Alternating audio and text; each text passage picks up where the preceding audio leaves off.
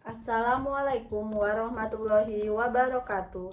Kepada yang terhormat Bapak Ibu dosen penguji uji kinerja PPG.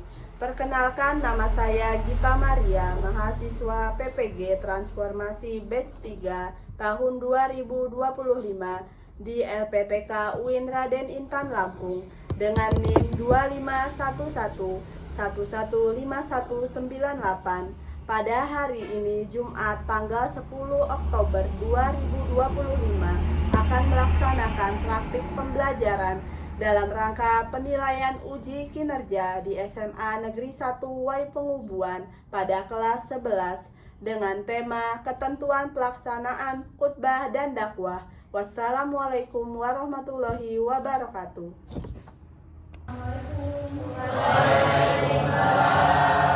Semua siap? Berdoa mulai. Untuk jalannya pembelajaran yang nyaman, minta pada kalian silakan cek aktivitas kalian masing-masing. Bagaimana kabar kalian hari ini? Alhamdulillah, kalau baik. Hari ini ada yang tidak masuk? Masuk semua. Alhamdulillah, kalau masuk semua. Menumbuhkan rasa nasionalisme pada diri kita. Alangkah lebih baiknya kita menyanyikan lagu Indonesia Raya terlebih dahulu. Hiduplah Indonesia Raya.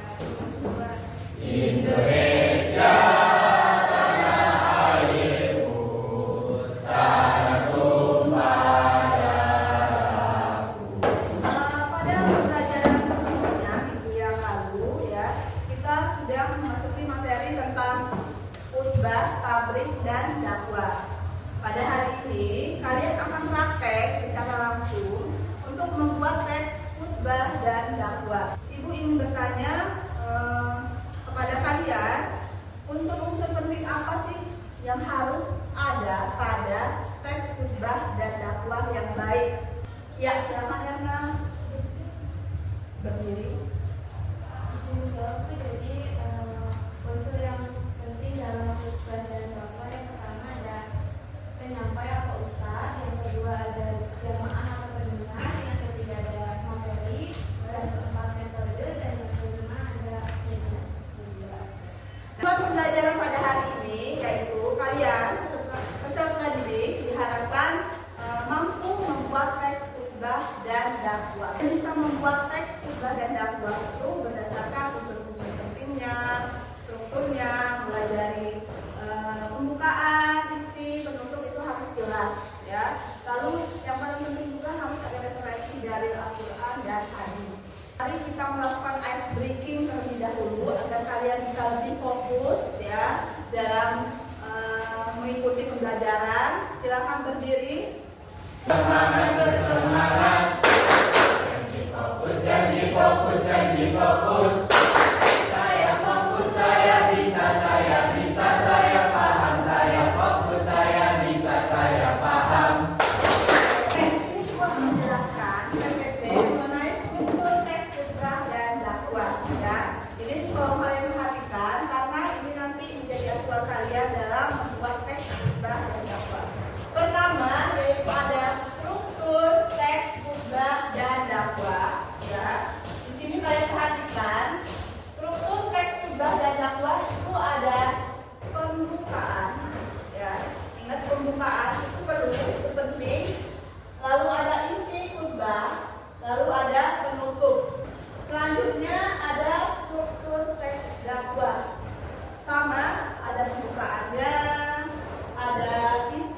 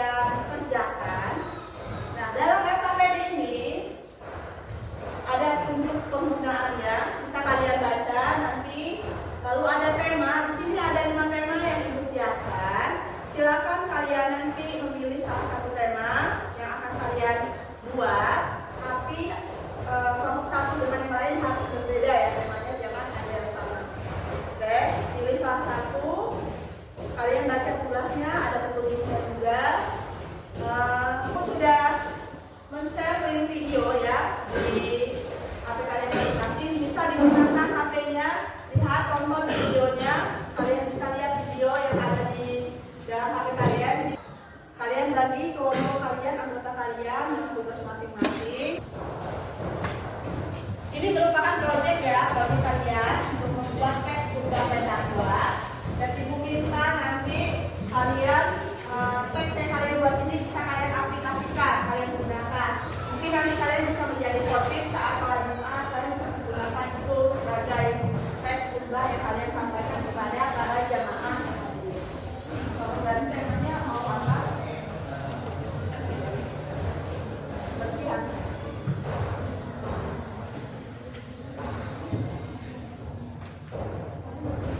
Sesuaikan ya ikat pembukaan, isi sama penutup itu harus ada, jangan sampai ada pembukaan tapi nggak ada penutup. Harus ada dalil ya, dari Al-Quran dan hadis yang relevan. Jangan lupa ya ada hadisnya ataupun dalil ya, kalau dalil itu apa dalil sesuai dengan tema kalian.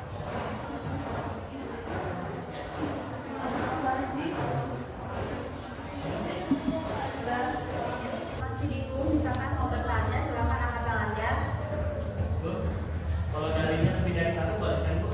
Kalau dalil boleh lebih dari satu. Dalil Al-Quran itu kan surat ya, misalkan surat Al-Baqarah ayat 8, hubungan dalam tema kalian. Terus boleh juga menggunakan hadis. Persiapkan diri kelompok yang akan maju.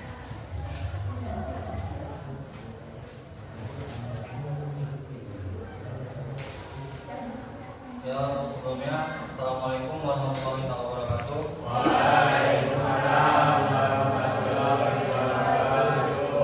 Di sini saya sebagai perwakilan dari kelompok 1, saya menyatakan bahwa kami membuat materi tentang khutbah yang tema pilihannya itu ada di nomor 5, yaitu menjadi generasi muda yang berakhlak mulia. Untuk khutbah pertama, Bismillahirrahmanirrahim.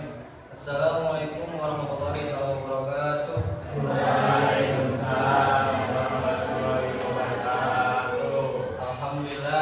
Alhamdulillah rabbil alamin. Wabihi nasta'in wa ala umuri dunya waddin. Wassalatu wassalamu ala asyrofil anbiya'i wal mursalin wa ala alihi wa sahbihi ajma'in. Ma'asyiral muslimin rahimakumullah. Marilah kita tingkatkan ketakwaan kita kepada Allah Subhanahu wa taala dengan sebenar-benarnya takwa. Karena hanya dengan takwa kita akan memperoleh kebahagiaan di dunia dan keselamatan di akhirat nanti. Hadirin Jumat yang diberkahi Allah, tema khutbah kita pada hari ini yaitu adalah menjadi generasi muda yang berakhlak mulia. Generasi muda adalah harapan umat dan bangsa. Kita generasi muda, masa depan Islam yang akan jadi masa depan yang baik atau masa depan yang akan buruk. Wassalamualaikum warahmatullahi wabarakatuh. Waalaikumsalam warahmatullahi wabarakatuh. Beri aplaus untuk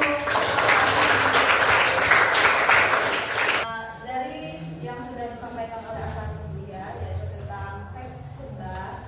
Itu sudah memenuhi struktur ya, ada pembukaan, ada isi, lalu ada penutup. Sekarang ibu minta kalian dari kelompok dari apa tanggapan kamu setelah tadi mendengarkan isi khutbah dari kelompok 1 yaitu kelompok Al-Hadis. Silakan ada yang berpendapat dari kelompok dari. Saya Abdul dari Fajar Perkasa dari kelompok 2 ingin menanggapi hasil dari khutbah dari kelompok 1 tentang tadi ini Apa temanya tadi? menjadi generasi muda yang baik. Nah, mungkin untuk tanggapannya itu berbicara kemudian mungkin penampilan serta gaya tangan. Al-Farisi tadi menyampaikannya udah lumayan bagus. Cuma ada beberapa yang perlu saya koreksi. Gimana kalau khutbah itu biasanya tidak boleh tangan di belakang. Jadi mungkin untuk tanggapan saya selanjutnya mungkin bisa tangan atau gerakan badan yang lainnya bisa diatur kepada audiens. Dari Al-Farisi gimana menurut kamu tanggapan dari? Tanggapan cukup bagus. Coba berdiri apa? Ya, untuk tanggapan dari Gani tadi menurut saya cukup bagus. Itu juga bisa menjadi koreksi untuk saya ke depannya nanti. Saya untuk kekurangan saya mohon maaf. Ya, cukup sekitar itulah. Saya dari untuk pelajaran kali ini sudah cukup bagus menyampaikannya. Tapi kalau saya sedikit bingung dan ingin bertanya. Ya, apa? Kalau boleh tahu apa itu akhlak mulia? Tolong menjelaskan. Silakan. Ya, sebelumnya kami tanggapan dari kelompok Farel tentang akhlak mulia itu adalah akhlak yang dimiliki oleh seorang manusia, di mana akhlak itu berisi kebaikan, kebijakan, dan cara berpikir, cara berbicara dan lain sebagainya yang mencakup hal-hal baik. Boleh sopan santun, untuk kata yang baik, memiliki etika, attitude yang baik, dan lain sebagainya. Pokoknya dia mencakup hal-hal positif atau hal-hal mulia.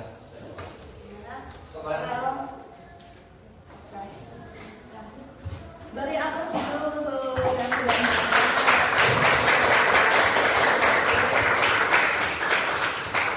maka mari kita bersama-sama menyimpulkan dari pembelajaran kita hari ini mengenai teks khutbah dan dakwah. Oke, ada yang bisa menyimpulkan? Silakan Yani. Kesimpulan dari pembelajaran hari ini tentang khutbah dan dakwah, mari kita sama-sama untuk membenahi diri kita sendiri terkait dengan khutbah dan dakwah yang telah disampaikan. Kita harus membenahi diri kita sendiri. Adanya kesalahan pada diri sendiri itu bisa membuat kita terjerumus lebih dalam kepada kegagalan ataupun kepada kemaksiatan. Jadi sebaik-baiknya kita mendengarkan apa yang ada di saat kita bergabung ke dalam dari jemaah khutbah ataupun dari audiens dakwah. Silakan. Buat dari pembelajaran kita hari ini apa lagi? Ya, sebelumnya kesimpulan yang saya ambil dari pelajaran hari ini itu kita sudah belajar tentang pengertian dari dakwah dan khutbah. Kemudian ada struktur dari khutbah dan dakwah yang sangat berbeda jauh. Ya. Kemudian ada persamaan dan perbedaannya. Di mana persamaan tersebut antara khutbah dan dakwah ini mereka sama-sama mengambil dalil berdasarkan Quran ataupun hadis yang ada. Kemudian disampaikan lagi dalam bentuk yang lebih baik dan lebih agar mengekspresikan diri kepada jamaah agar audiensnya itu atau mendengarnya itu tidak terlalu bosan atau agak kurang mendengarnya, jadi agak lebih enjoy, lebih enak mendengarnya. Kemudian untuk yang terakhir dalam ujian hari ini kita belajar bahwa sesungguhnya khutbah dan dakwah itu menceritakan tentang kebaikan, membawa hal-hal baik, hal-hal positif kepada diri kita sendiri melalui perkataan dan kemudian didengar oleh audiens. Oke. Terima kasih Kang untuk berani yang tadi. Ini kesimpulan dari Ibu ya. Jadi Ibu minta kepada kalian, kalian harus bisa memahami antara khutbah dan dakwah. Perbedaannya apa sih? Gitu. Apa yang harus disiapkan unsur-unsur penting tadi jangan lupa, unsur-unsurnya itu jangan lupa. Kalian harus ingat gitu. Siapa tahu nanti di kesempatan yang lain kalian diminta untuk menyampaikan teks khutbah Jumat atau khutbah nikah itu kalian sudah siap gitu loh, karena kalian sudah pernah belajar. Oke? Marilah kita refleksikan belajar kita hari ini. Kira-kira belajar sama proses belajar ini apa yang kalian rasakan?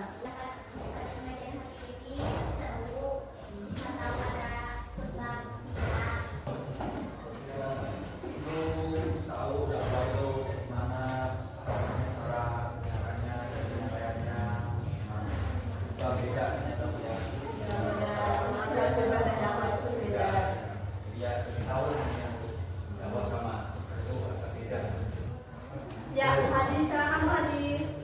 Untuk pembelajaran hari ini saya cukup berani untuk menyampaikan di sekitar semua ini karena sebelumnya ya saya kurang berani. Ya. Berani menyampaikan pendapat. Ya. Silakan Desi. Untuk pembelajaran hari ini saya karena banyak banget kita sangat dakwah kan. Tentang pengertian, cara menyampaikan itu kayak gitu. Itu aja. Oh, jadi Ibu menyimpulkan